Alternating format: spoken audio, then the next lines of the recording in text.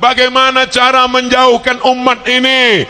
Umat ini dijauhkan dengan cara dikatakan bahwa Islam ini hanya akhlak, Islam ini hanya mengajarkan kelembutan, Islam ini hanya mengajarkan sopan santun, Islam ini hanya mengajarkan tutur baik, tata krama. Maka kalau hanya sekedar sopan santun, semua agama mengajarkan sopan santun, tata krama, budi bahasa.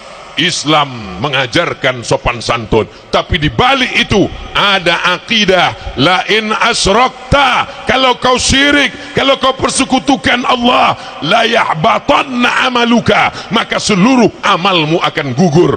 Sedekahmu, rumah yatim kau bangun, sedekah infak wakafmu tak bernilai di hadapan Allah. Semuanya dinilai berdasarkan akidah. Hari ini akidah di nomor sekian kan. Tak penting apa agamamu, yang penting kau berbuat baik. Tak penting apa akidahmu, yang penting kau sopan. Untuk apa kau rajin beribadah kalau kau tidak baik ke tetangga?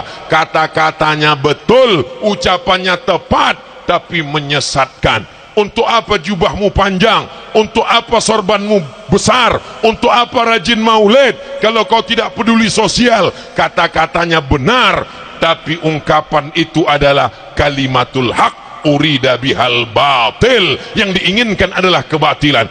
Islam ini isinya tiga: akidah, syariah, dan akhlak yang tergabung dalam satu hadis. Iman, Islam, ihsan. Iman, Islam, ihsan.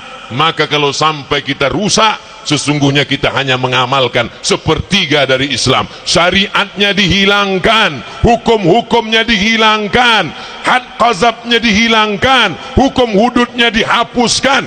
Kita akan dituntut di hadapan Allah Subhanahu wa ta'ala. Kalau Abdul Somad mati, Abdul Somad ditanya, hai Abdul Somad, sudahkah kau ceramahkan? Sudah ya Allah. Apakah mereka amalkan? Aku tak tahu ya Allah, karena setelah itu aku pun kehilangan tenaga, lemas, tertidur. Tapi insya Allah anak cucu kita akan mengamalkan ini. Berawal dari maulid, mendengarkan simtud durar, mencintai para ulama, maka insya Allah mereka akan mengamalkan sunnah Rasulullah sallallahu alaihi wasallam. Yang ke-9, betul, ikhtilaf nampaknya. Yang ke-9, Nabi mengatakan, kutinggalkan pada kamu dua saja yang kutinggalkan. In tamassaktum bihima, kalau kamu pegang yang dua, lan tadillu abada, kamu tidak akan sesat untuk selamanya. Kitab Allah Al-Quran, wa itrata ahli baiti, dan keturunanku. Hadisnya Sahih Muslim. Tapi Pak Ustaz katanya yang ada dalam hadis kutinggalkan adalah Al-Quran dan Sunnah. Betul, ada dalam Mustadrak Al-Hakim. Betul, ada dalam kitab Muwatta Malik. Lalu apakah kontradiktif antara dua hadis ini? Tidak. Allah, Al-Quran, Sunnah Rasulullah ada dua. Sunnah dalam bentuk tulisan, Sahih Bukhari, Sahih Muslim, Sunan Abi Daud, Sunan Nasai, Sunan Tirmidzi, Sunan Ibni Majah, Muwatta Malik, Musnad Ahmad bin Hanbal, Sunan Ad-Darimi, Musannaf Ibni Abi Syaibah, Mustadrak Al-Hakim. Dia hanyalah tulisan tinta di atas kertas, dia tidak bergerak. Lalu mana sunnah yang bergerak? Sunnah yang bergerak adalah zuriat keturunan Rasulullah sallallahu alaihi wasallam. Dari mulai ujung rambut mereka sampai ke ujung kaki, bagaimana cara memasang imamah, mereka bersanad dari ayah mereka, dari datuk mereka, sampai kepada Sayyidina Al-Husain, sampai kepada Sayyidina Ali, sampai kepada Sayyidina Maulana Muhammad sallallahu alaihi wasallam. Dari mulai cara memakai cincin di kelingking, dari mulai pakai tongkat, dari mulai memakai burdah, dari mulai memakai imamah, dari mulai memakai jubbah, mereka mengamalkan sunnah karena mereka bangga dengan sunnah datuk-datuk mereka sampai hari ini terpelihara. Lalu kenapa dikatakan Al-Quran dan keturunanku? Kata Imam Nawawi, litamassukihim bis sunnah, karena mereka kuat berpegang teguh dengan sunnah. Inilah yang sekarang sedang dijauhkan dari umat. dengan lembutnya menyebarkan ceramah, tidak ada lagi keturunan Nabi Muhammad sallallahu alaihi wasallam. Ternyata keturunannya itu sekarang sudah terputus.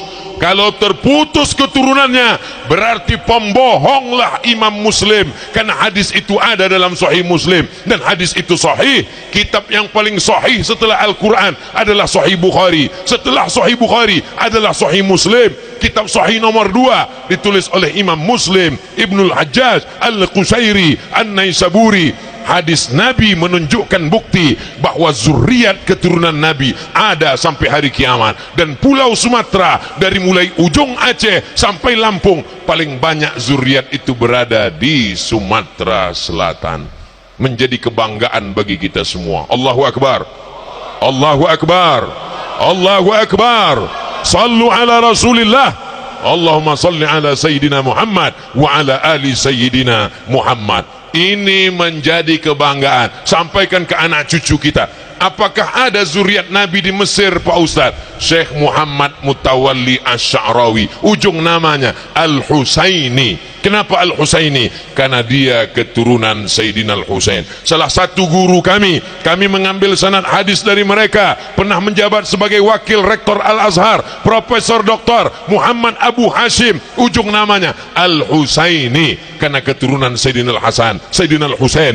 Ini kantor Al-Azhar, ini kantor Syekh Muhammad At-Tayyib, Syekhul Azhar, Grand Syekh Al-Azhar. Di sampingnya ada kantor Naqabatul Ashraf. Naqabatul Ashraf, kantornya para ashraf, para syarif, keturunan Sayyidina Al-Hasan dan Sayyidina Al-Husain radhiyallahu anhum ajma'in. Ustaz belajar di Maroko, ya. Apakah di Maroko ada keturunan Nabi? Makanya orang yang ceramah mengatakan tak ada keturunan Nabi ini kurang piknik. Jalan-jalannya kurang jauh, cuman baru sampai kampung Melayu. Pergilah kalian ke Maroko. Ibu kota Maroko namanya Casablanca. Casa artinya rumah, Blanca artinya kosong. Casablanca, rumah kosong, karena catnya warna putih, tak ada warnanya. Bahasa Arabnya ad-darul bayda, dar rumah, bayda putih, rumah putih, Casablanca. Nanti pergi ke tepi laut Samudra Atlantik, ada masjid namanya Masjid Hasan II. Kami ketika berdiri di depan Masjid Hasan II di tepi laut Samudra Atlantik, tepatnya di tepi pantai, di tembok itu pantai, seakan-akan masjid itu terapung. Ketika kami berdiri di depan pintu, lama tak dikasih masuk. Setelah itu kami tanya penjaga, kenapa kami tak boleh masuk? Dia tanya, anta muslim? Disangkanya kami turis dari Jepang. Udah jelas hitam macam ini, disangkanya juga Jepang. Nama saya Abdus Somad, belajar di sini. Oh, silakan masuk. Masuk kami ke dalam. Di dalamnya ada satu tiang induk. Di tiang induk itu tertulis, masjid ini dibangun oleh Raja Hasan II, anak Muhammad 5, anak Hasan 1, sampai nasabnya kepada Sayyidina Al-Hasan, anak Sayyidatuna Fatimah, anak Sayyidina Maulana Muhammad sallallahu alaihi wasallam. Raja-raja di bumi Melayu, mereka juga sebagiannya adalah zuriat Rasulullah sallallahu alaihi wasallam. Ada seorang ulama namanya Syekh Habib Usman Shahabuddin, datang ke Pekanbaru Riau menyampaikan dakwah Islam. Orangnya ganteng, ilmunya banyak, bersahaja, cahaya kenabian mengalir darah Nabi dalam badannya. Kebetulan waktu itu kerajaan Melayu namanya Siak Sri Indrapura, salah seorang anak sultan cantik jelita bernama Tengku Embung dinikahkan dengan Habib Usman Shahabuddin. Setelah itulah raja-raja Melayu Riau itu bergelar syarif di pangkal namanya. Itulah mengapa nama 3 di Pekanbaru dipakai dengan nama syarif. Sultan Syarif Kasim, Sultan Syarif Kasim nama airport, Sultan Syarif Kasim nama jalan, Sultan Syarif Kasim nama universitas. Di makamnya ditulis oleh kantor Alawiyin bahwa Sultan Syarif Kasim adalah zuriat Nabi Muhammad sallallahu alaihi wasallam dengan fam marga Banahsan. Hari ini ada pula orang berkata tidak ada lagi keturunan Nabi Muhammad sallallahu alaihi wasallam. Jangan hanya gara-gara pernah membeli cincin palsu lalu kau katakan semua cincin di dunia ini adalah cincin palsu. Kebetulan nasib kau aja tentang tak beruntung. Buktinya kami berjumpa dengan cincin-cincin yang asli. Kenapa Ustaz tiba-tiba ingat cincin? Karena baru dapat cincin bagus. Tapi lebih bagus lagi cincin Ustadz Kemas Ali. Saudaraku yang dimuliakan Allah Subhanahu wa taala, yang keberapa sekarang? Yang ke-10. Dijauhkan umat ini dari pembacaan pengenangan tentang Nabi Muhammad sallallahu alaihi wasallam melalui tawassul. Tidak boleh bertawassul dengan menyebut Nabi Muhammad sallallahu alaihi wasallam. Siapa yang bertawassul, berdoa dengan Nabi, maka dia musyrik. Mereka mensyirikkan orang yang bertawassul dengan Nabi. Makanya saya sebelum berdoa selalu saya baca, Allahumma inni atawassalu ilaika bihaqqi nabiyyika Muhammad sallallahu alaihi wasallam wa alihi at-tayyibin at-tahirin wa ashabihil mayamin wan nabiyyin was siddiqin was syuhada was salihin wal malaikatil muqarrabin wal ulama'il amilin wal awliya'is salihin. Saya buat makin banyak-banyak supaya bolak-balik saya disyirikkannya. Somat musyrik, somat musyrik, somat musyrik, somat musyrik, somat kafir, somat fasik, somat mubtadi, sampai dia capek akhirnya kumat darah tinggi dan mati mendadak. Sedangkan orang Yahudi bertawassul kepada Nabi sebelum Nabi lahir. Sebelum Nabi Muhammad SAW lahir sudah bertawassul kepada Nabi Muhammad SAW. Dituliskan dalam Al-Quran, wa kanu min qablu yastaftihuna ala alladhina kafaru.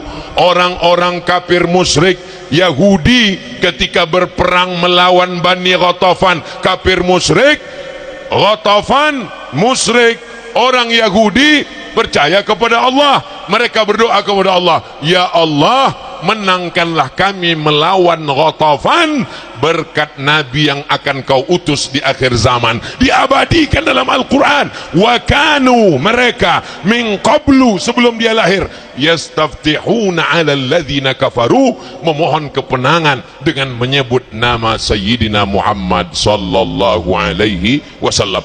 Kalau sebelum dia lahir mereka bertawassul, apalagi setelah mereka melihatnya secara nyata, setelah dia lahir, setelah dia ada di dunia, mereka bertawassul kepada Nabi Muhammad sallallahu alaihi wasallam. Kalau mau lengkap hadis-hadis tentang tawassul ini ditulis secara lengkap oleh yang mulia Sayyidi Muhammad bin Alawi bin Abbas Al-Hasani Al-Maliki yang sanadnya bersambung. Orang Palembang ambillah sanad langsung dari murid almarhum Sayyid langsung kepada Sayyid Umar Abdul Aziz yang langsung murid daripada Sayyid Muhammad bin Alawi bin Abbas Al-Hasani Al-Maliki dalam kitabnya Mafahim Yajib an Tusahha. Nabi Muhammad sudah dijadikan sebagai tawassul sebelum dia ada dalam bentuk wujud di alam nyata, karena dia makhluk yang diciptakan Allah paling tua. Di mana kita bisa tahu? Makanya dengarkanlah pembacaan maulid. Dalam pembacaan maulid tadi dikatakan, riwayat dari Jabir, riwayat dari Abu Hurairah, bahwa Nabi SAW sudah ada sebelum alam semesta ada. Maka ketika Nabi Adam diciptakan, lalu Nabi Adam mengangkat kepalanya, lamma khalaqtani, ketika kau ciptakan aku dari tanah, nafakhta fi ruhi, kau tiupkan ruh ke dalam tanah, rafa'tu ra'si, ku angkat kepalaku. Saat kepalaku ku angkat, kulihat di tiang aras ada nama yang bersanding dengan namamu, dan nama itu adalah nama Sayyidina wa Maulana Muhammad sallallahu alaihi wasallam.